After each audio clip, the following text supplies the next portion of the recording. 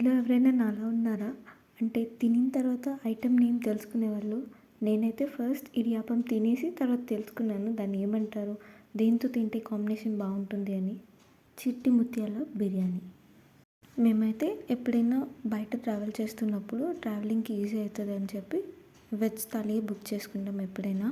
మేమైతే veg prefer చేస్తాం బయట వెళ్ళినప్పుడు. సో, ఇదైతే వెజ్ థాలి. చపాతీ, బనానా ఇచ్చారు, కర్డ్ ఇచ్చారు. చిన్న కప్‌లో వచ్చి బిర్యానీ రైస్ ఇచ్చారు. Aloo fry and so many curries ఇచ్చారు.